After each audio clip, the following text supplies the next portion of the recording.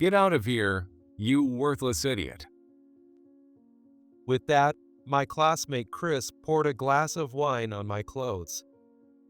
The room fell silent as Chris shouted loudly. Ashley, my beautiful secretary, quickly tried to wipe my jacket, but the stain had already set in. The pleasant atmosphere changed abruptly, and the room started buzzing.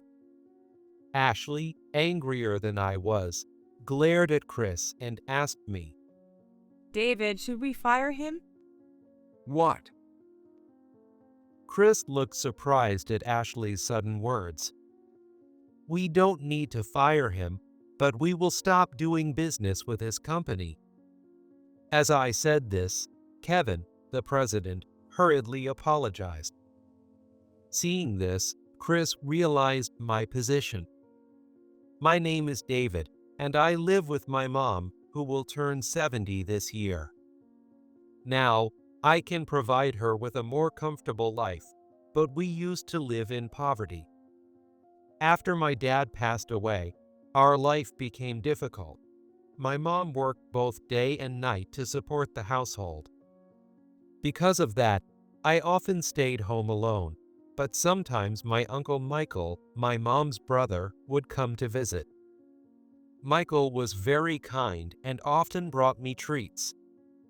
Thanks to him, I didn't feel lonely. Over time, I began to see Michael as a father figure. I'm naturally shy and had trouble making my friends at school. As a result, I spent a lot of time alone. I always loved reading, so I spent time at the library. Maybe because of that, I was always at the top of my class. However, making friends was still difficult for me. Honestly, it was partly because of my personality, but also because of the bullying from my classmate, Chris. Back then, my classmate Chris always picked on me, seemingly because he disliked me. He was very active and athletic, often seen as a leader, and many people were afraid of him. I lived in fear of him too. Chris had a very loud voice and spoke harshly. I was very sensitive to criticism, and just being spoken to by him made me tremble. Even when I did nothing wrong, I was scared to go to school. But thinking of my mom working so hard, I couldn't skip school. I didn't want to worry my mom. It's your fault the ball went so far. Go get it. Sorry, I got it. Physical education was very tough for me because I wasn't athletic. But despite that, Chris always bullied me. I especially struggled with team sports. Knowing this, Chris would deliberately throw the ball at me. And when I couldn't catch it, he would blame me.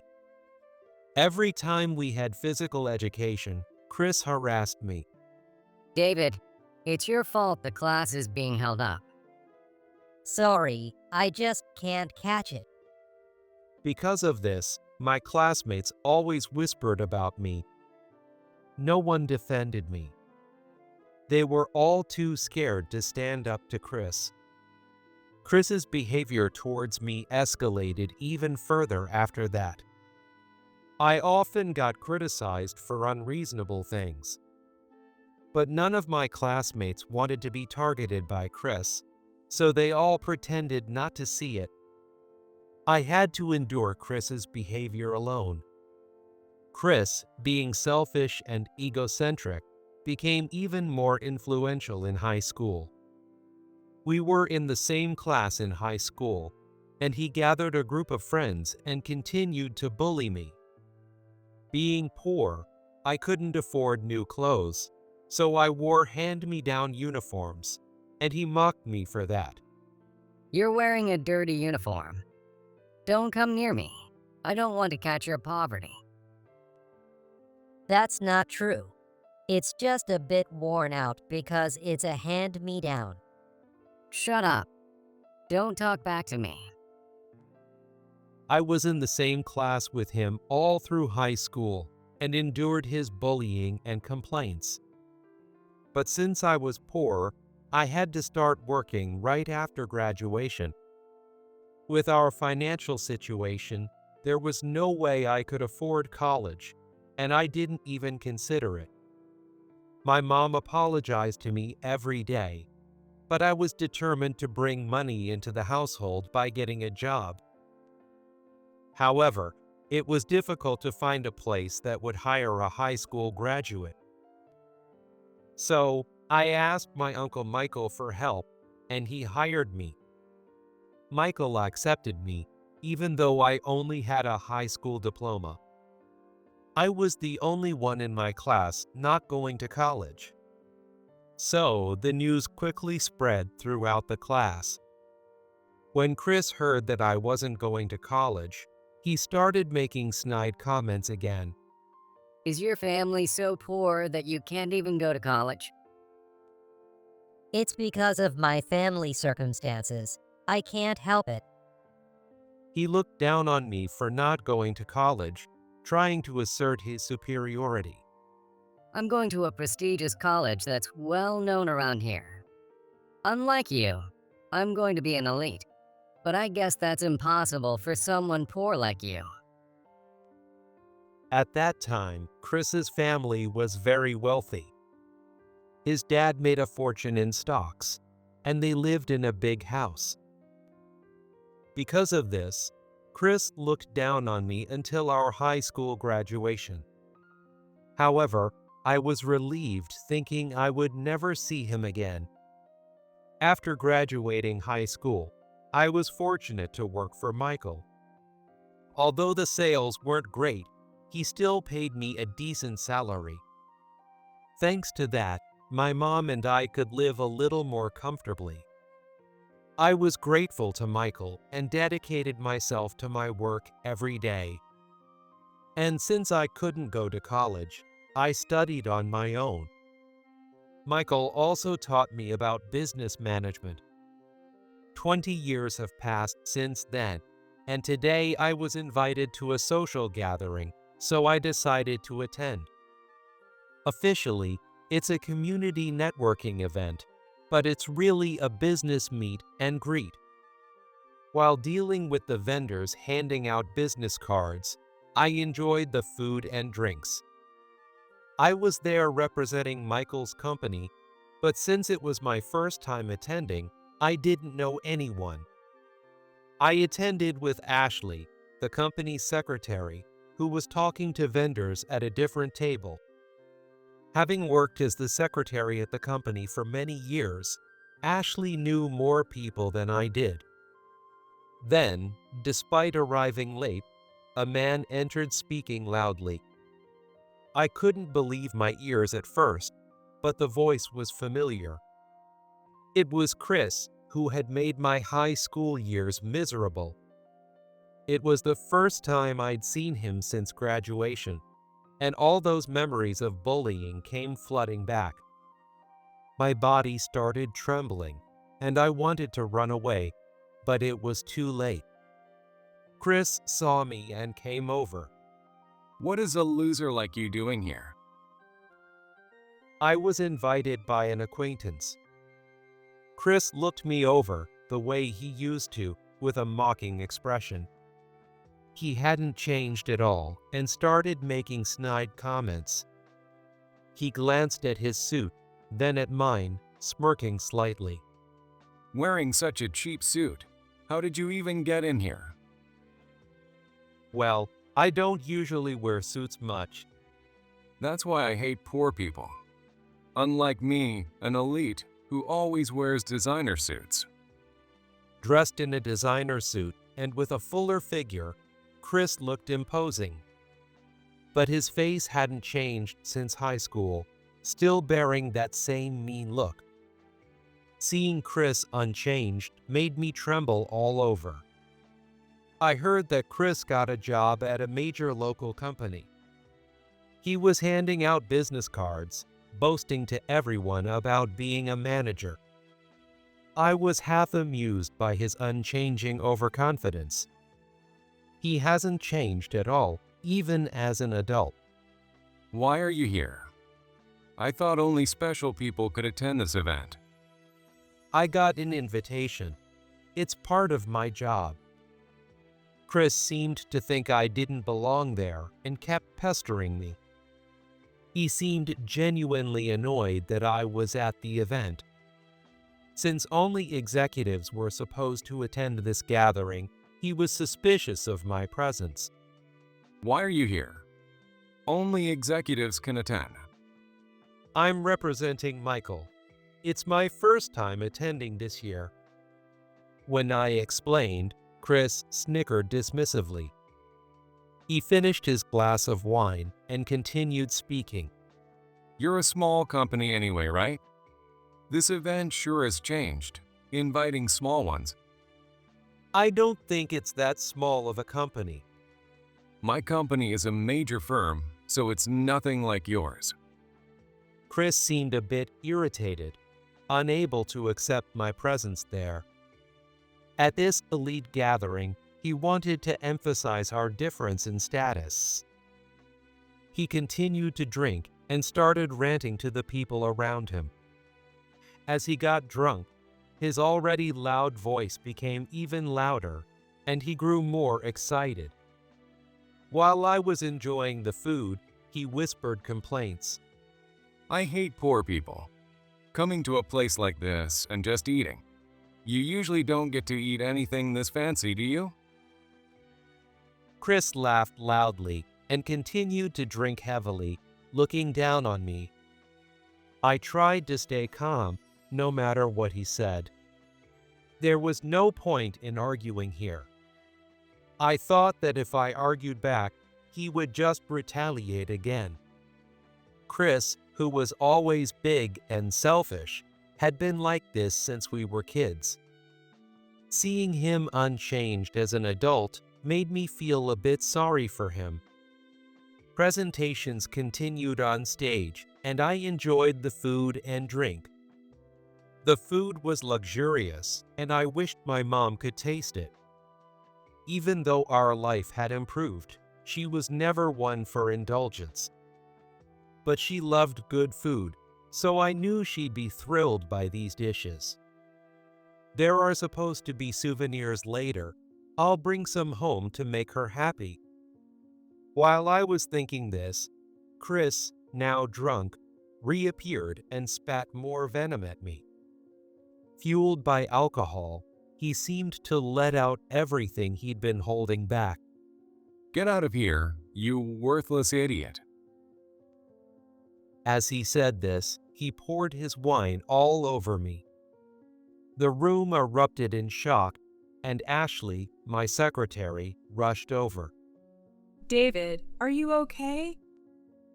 She quickly called for staff and asked for a towel while using her handkerchief to wipe my jacket.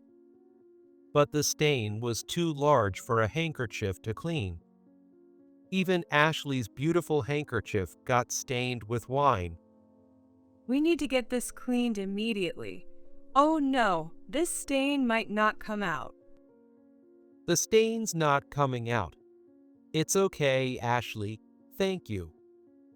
She took off my jacket and tried desperately to remove the stain, but it wouldn't budge. The staff said they would arrange for cleaning and took my jacket away. I thought I couldn't wear this jacket anymore, so I gave up. Then Ashley shouted loudly at Chris. You're the one who poured wine on our president, right? Chris, wasn't it? You're the manager at Smith Corporation, correct? Yes, but what about it? Did you just call David the president? What do you mean by that? Chris looked puzzled, not understanding Ashley's question. He couldn't have imagined that I had become the president. Ashley was angrier than I was at Chris for not even apologizing for pouring the wine on me.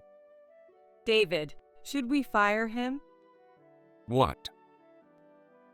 Chris still didn't understand what was happening when Ashley said that. He probably didn't realize the gravity of his situation yet.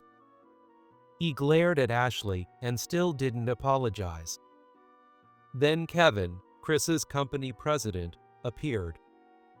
He must have heard from his employees about Chris pouring wine on me and rushed over. He hadn't seen what happened and came in a hurry to apologize to me. David, I am deeply sorry for Chris's behavior.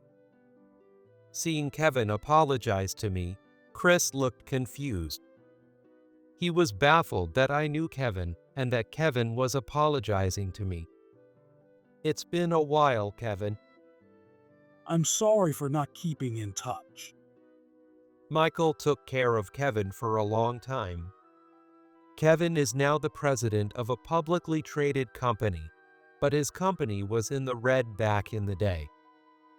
Despite his own company being in jeopardy, Michael was concerned about Kevin and took care of him. To Kevin, Michael was a special mentor. Michael nurtured the failing company into a top-tier business. I knew how hard Michael had worked. In my youth, I watched his relentless effort. However, when his company finally became renowned, Michael fell ill.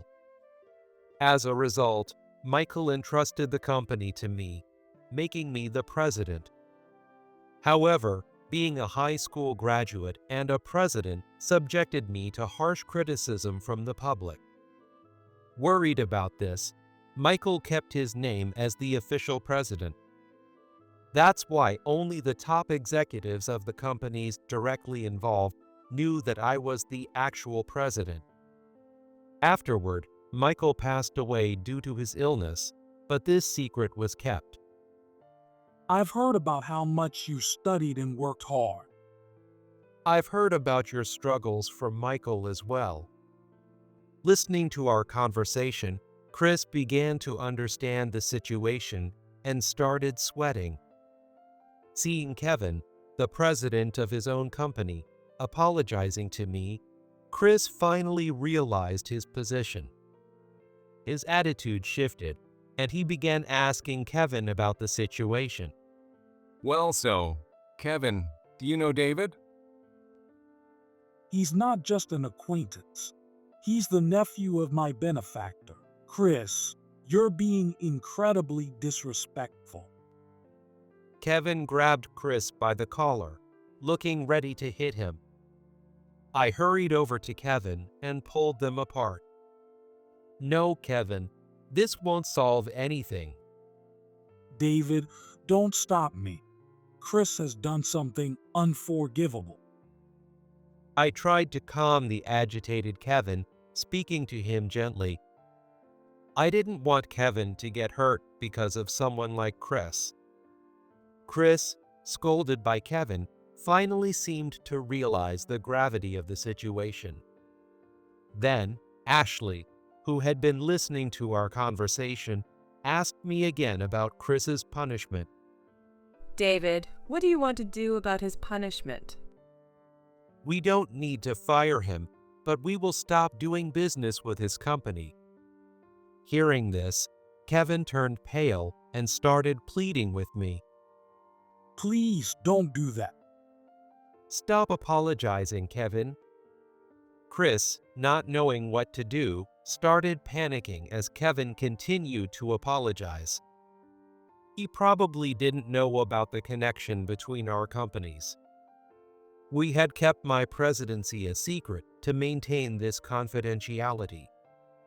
Kevin, please stop apologizing.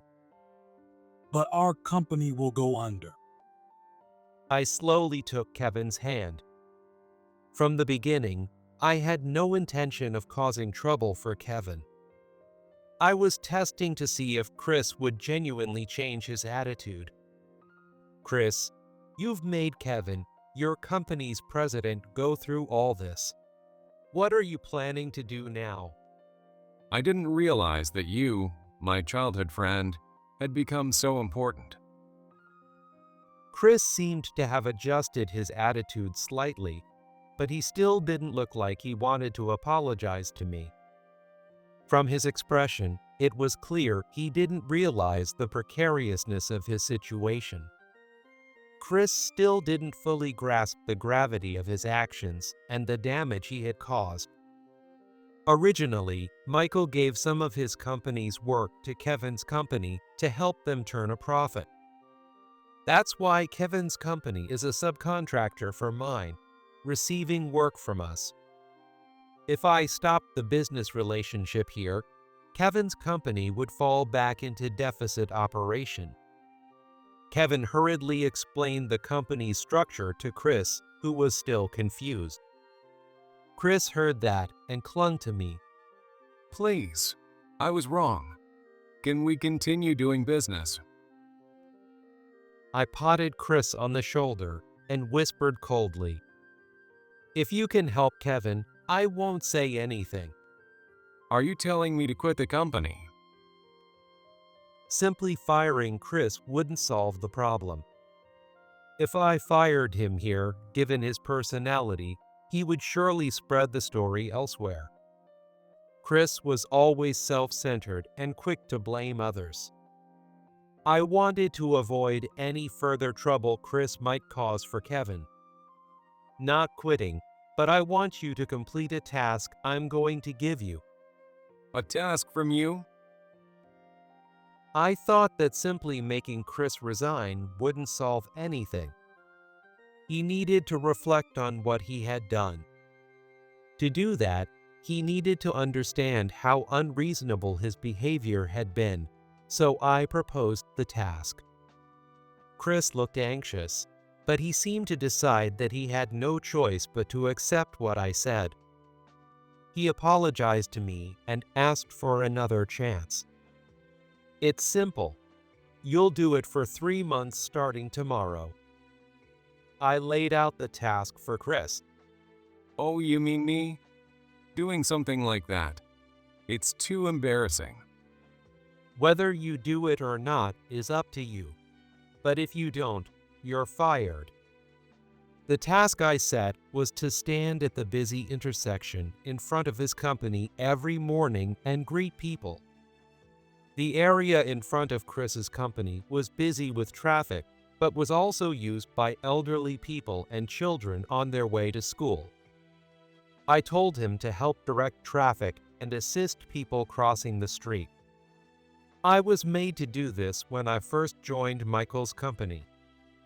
There was a purpose behind it.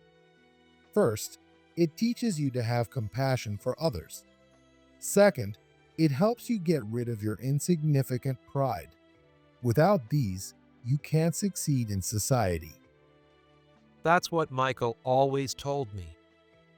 By repeatedly doing something you find embarrassing, your own value naturally increases. And it nurtures a spirit of being recognized by others. The results will be visible. If you slack off, you'll face consequences. But do you accept the challenge? All right, 3 months it is. Chris, though still somewhat skeptical, agreed to start the task the next day. Fortunately, that intersection is on Ashley's commute route, so she can check on Chris's progress every day.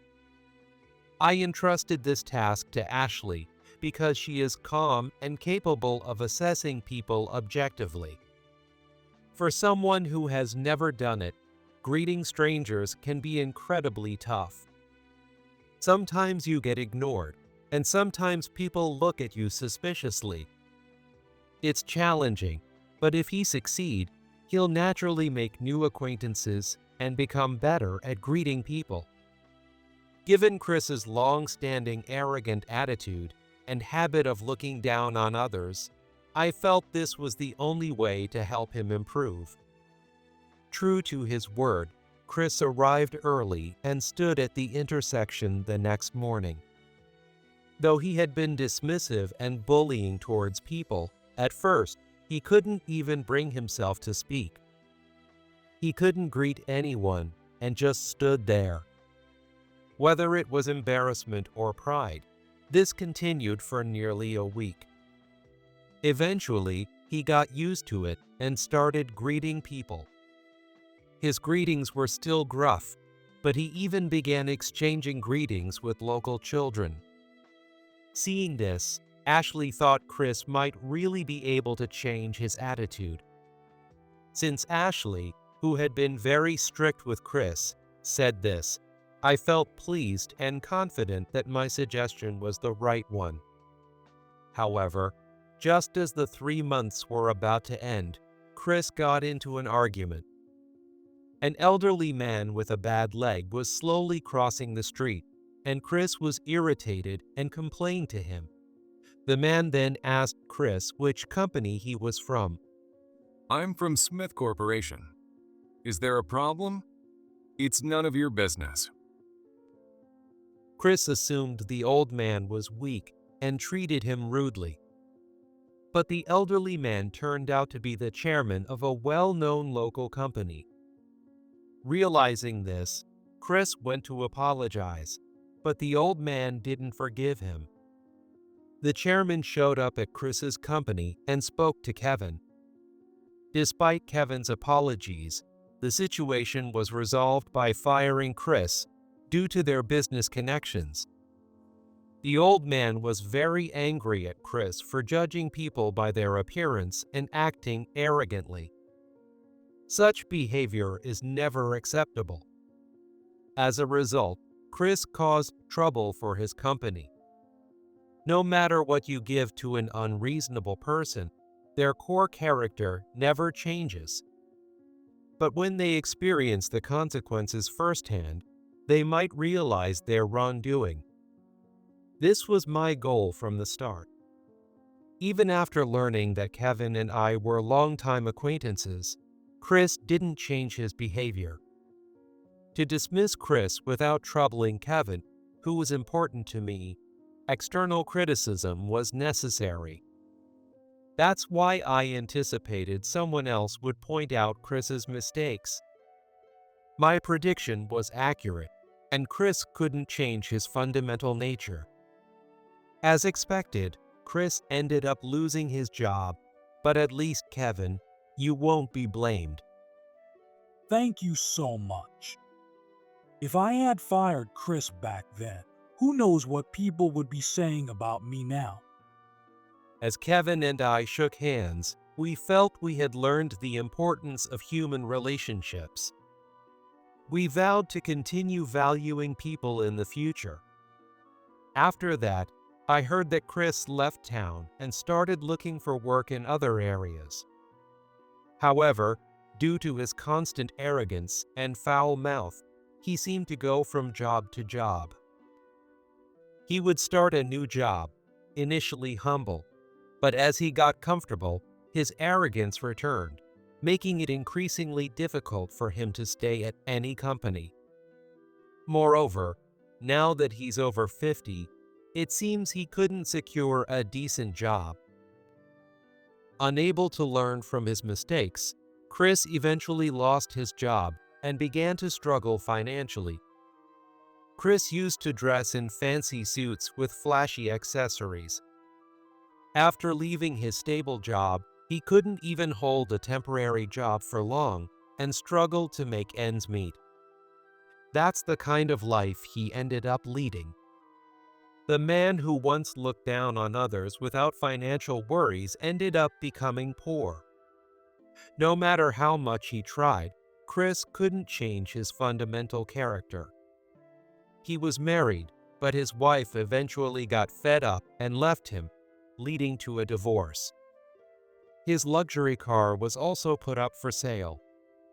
Having lost everything and being left alone, no one knew what Chris was doing now. Gradually, people stopped talking about Chris. Afterward, I carried on Michael's legacy and worked with Kevin's company on new product development. We focused on improving the quality of parts that could be stabilized with even the smallest screws, and successfully developed a new product. This achievement was recognized, leading to an increase in clients and a rise in stock prices. Our company was featured in magazines as a noteworthy business, and we were fortunate to have great co-workers. Both my company and Kevin's company are now thriving as publicly traded companies. As a side note, I ended up marrying Ashley. Actually, she confessed to me after all of this. Honestly, I was surprised, but Ashley had apparently been watching over me for a long time. I also loved Ashley, who had been supporting me ever since I became the president. But I never thought she would have feelings for someone like me, so I kept my feelings hidden. Finding out that we both felt the same way made me incredibly happy. Since we were getting married later in life, we didn't have a wedding ceremony. Ashley, who is older than me, said, "I don't want to wear a dress at my age," so I gave her a special diamond ring instead. Seeing it, Ashley cried with joy and constantly admired the sparkling diamond. Lately, my mom gets along better with Ashley than with me, and I sometimes get a bit jealous. I've always been a bit of a mama's boy, so it felt like I had my first rival. Because Ashley and my mom are like real family who can tell each other what they want. I want to keep seeing their smiles forever. Being able to succeed as a president despite having been reserved since childhood. And the one who gave me the courage to vow to protect both Ashley and my mom was, after all, Michael with his teachings. Understanding people's hearts and becoming stronger myself has led to my current life. I vowed to always consider others' feelings and live for Ashley and my mom. Being a strong man means being someone who loves and is loved. I'm going to focus on improving myself